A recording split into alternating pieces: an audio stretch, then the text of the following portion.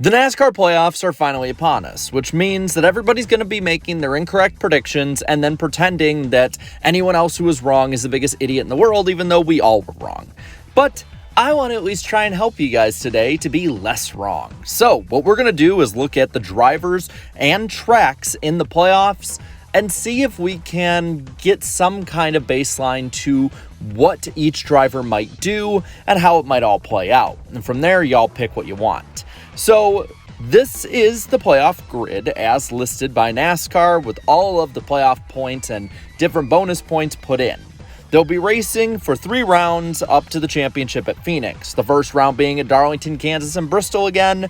Texas, Talladega, and the Roval will follow that up, with Las Vegas, Homestead, and Martinsville deciding who will be in the Final Four at Phoenix. But what does each driver have to offer when it comes to their playoff push this year? Well, let's get into each one of their driver profiles. Starting out, let's look at Ross Chastain, somebody who has honestly been really quiet this year since about Darlington earlier in the season. He was the breakout driver of 2022, but has seemingly taken a step back in his number 1 Trackhouse Chevy.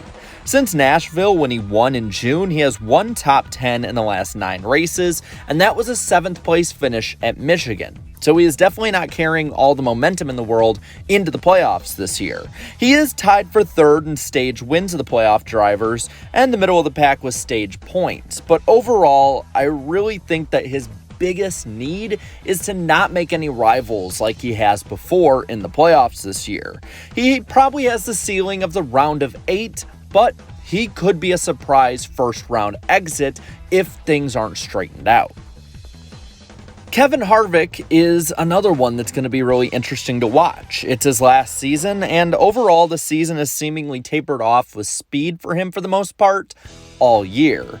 It seemed like just because of being a Stewart-Haas racing car that Kevin Harvick has not been able to drive up much further than, say, 4th out there, and usually is sitting between that 8th and 12th place range. It's definitely not Harvick that's the problem, and is the equipment, but the feel-good story of the playoffs that could happen, I don't think is something that's too realistic.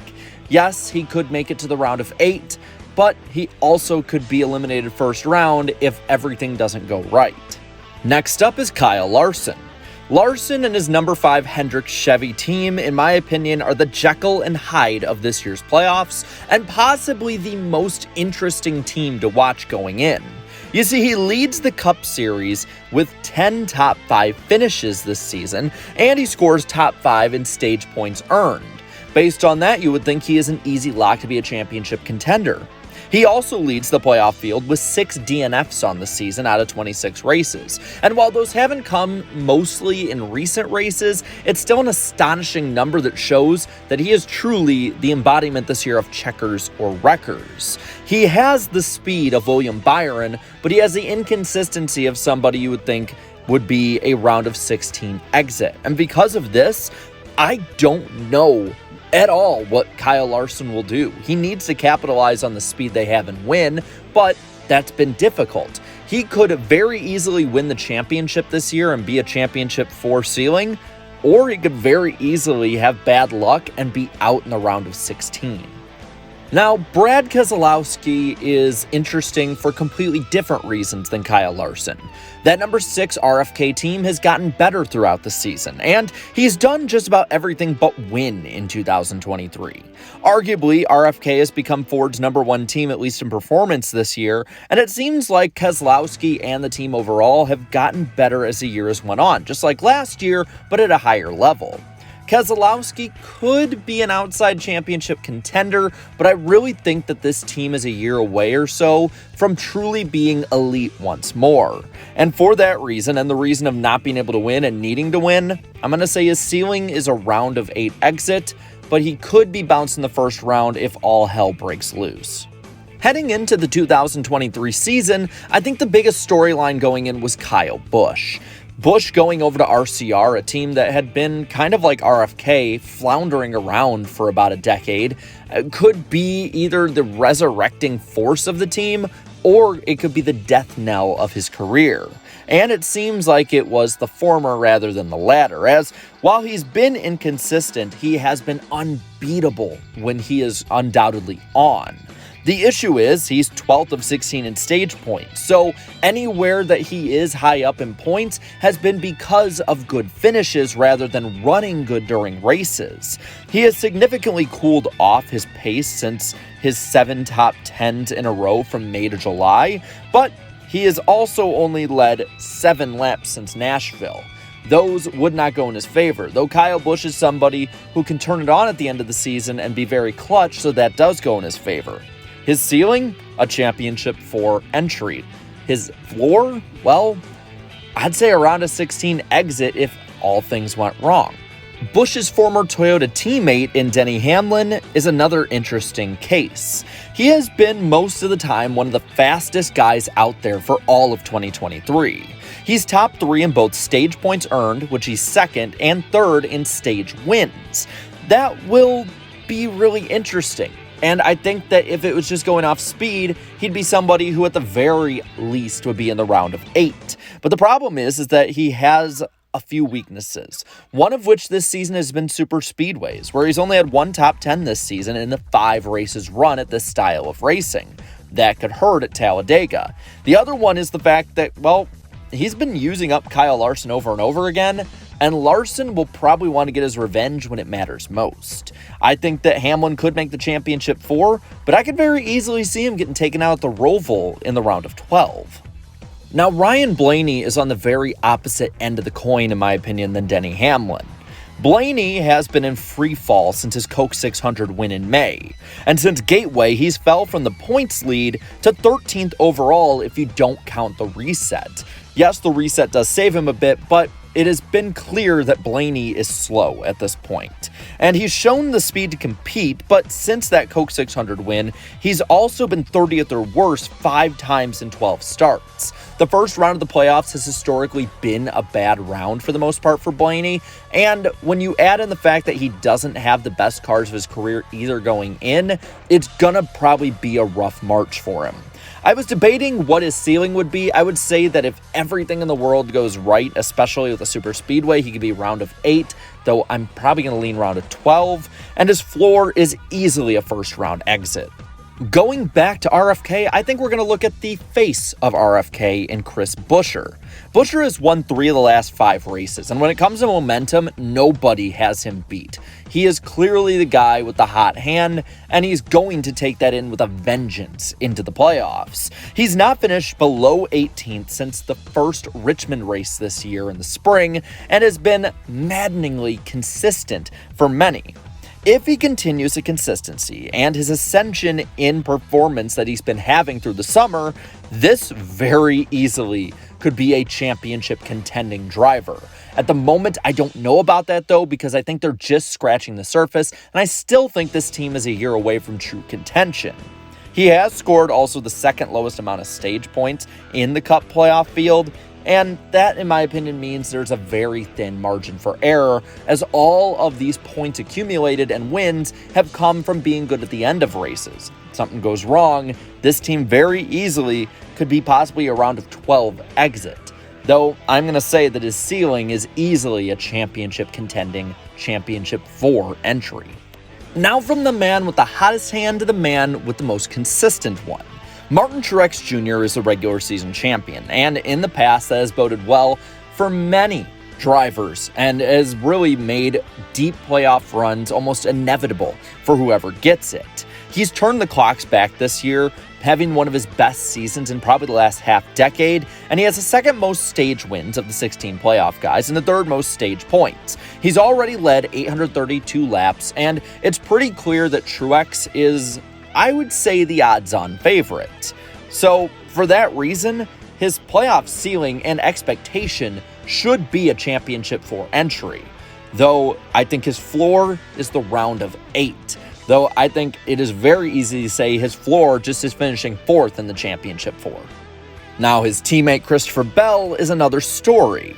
Since Dover, the number 20 car has only had 5 top 10s in 15 starts. points. He did turn it on last year in the playoffs, but that's not a guarantee that he's going to do it again this year. And it's clearly a weakness going in that he has no momentum whatsoever. He needs some kind of new spark going in, and after basically limping his way into the playoffs, I don't know if he's going to get that. I know that Bell is somebody who, on paper, should be a perennial championship contender. I mean, after all, he was clutch last year, so that does go in his favor.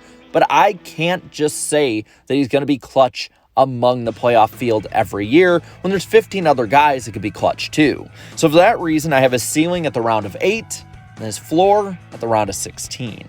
Our defending champion, Joey Logano, is another one that's just odd to me this year, especially when it comes to defending a championship.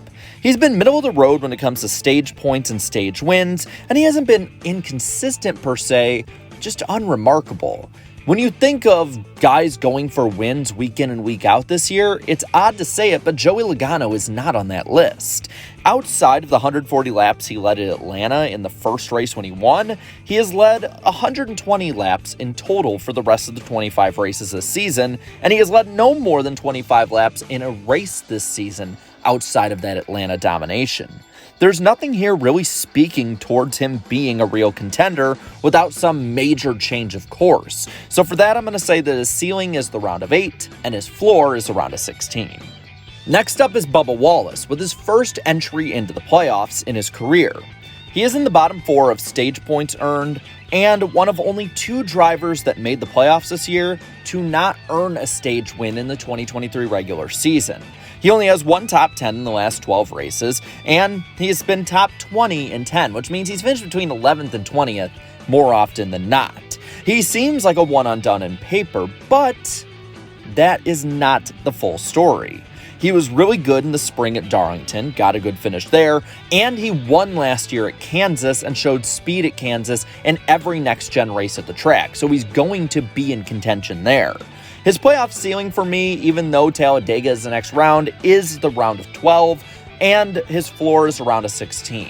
At the moment, though, this is a great step in his career, and next year I think should be that ascension into competing for the round of 8 and maybe a championship 4 entry. Now to the other favorite for the championship aside from Truex, that being William Byron in the number 24 Hendrick Chevy. He started red hot this year, and he leads the series with 5 wins. That alone should tell you that William Byron is a championship contender. This is his breakout season, and he is taking full advantage of it. He leads the Cup and playoff field with 7 stage wins this season and 232 stage points. Even when he finishes bad, he has a good points day, and with the cushion he's built up through the season, that could really come in handy when he has a bad day in the playoffs and earn him an extra mulligan. His slow summer may have soured some of the taste of Byron for many fans, but in my opinion, it's not that bad. He probably had the best summer in recent years that he's had, and he turns it on at the end of the year almost every season. So Byron, by the book and numbers, should be a real contender. I'm going to say his ceiling is a championship 4. The floor is the round of 8. But again, like Truex, probably 4th in the championship 4. From favorite to feel good, we go to Michael McDowell. McDowell probably is the feel good story of the playoffs in his first entry into NASCAR's postseason as well. He's only finished 6 times in the top 10 this year, though, and 72 of his 92 laps led have been at road courses. He is most likely to be a one and done, though he is somebody who could sneak his way into further rounds because he does have good tracks and he is just tenacious. He does not go down without a fight. I'm going to say his ceiling is around a 12 and his floor is a first round exit, but still, for this team and driver, this qualification is monumental. Now, Tyler Reddick is somebody who had a terrible start to the season, and I think that buried in the results a solid season. Not great, but solid. He has been the 4th highest in stage points earned in the playoffs, and while he had a bad streak of sub-27th place finishes from Gateway to Atlanta this summer, he has shown good speed even in bad races. The consistency needs to be put in place, though, to compete for a championship, and since his win, he cannot string together more than 2 top 10s in a row, and that is a huge problem in a 3-race round for the playoffs. Kansas is good for 23-11, but this team still seems 1, 2, maybe 3 years away from true contention. So for that, I'm going to say that if all things go right, he'll make the round of 8, but his floor is easily still a first-round exit. Now last and possibly least is Ricky Stenhouse Jr. in the JTG Chevrolet. Well, the Daytona 500 champion had a great start, obviously, but that start to the season has since fizzled out. He has had one top 5 since Daytona, and that has been the Bristol Dirt Race, so no connection whatsoever to what the playoffs have, and he has had no finish outside of that above 7th. While he's had a good season for his standards and team standards, he has scored 0 stage wins and ranks lowest in the playoffs of stage points, and it's by almost half of what the 15th place guy has. He's been good at Bristol in the past, but I don't know if you can put all your eggs in the Bristol night race basket. And because of that, he is easily the biggest long shot in the field. His ceiling, even with Talladega there, is around a 12, but his floor and the most probable outcome is the round of 16. Now with that, I'm going to pass it on to you. What are your predictions for the playoffs? Let me know down in the comments below. While you're at it, leave a like on this video, share this video, and subscribe to this channel for more great NASCAR content. Thank you so much to all my channel members for your continued support. And until next time, have a good one.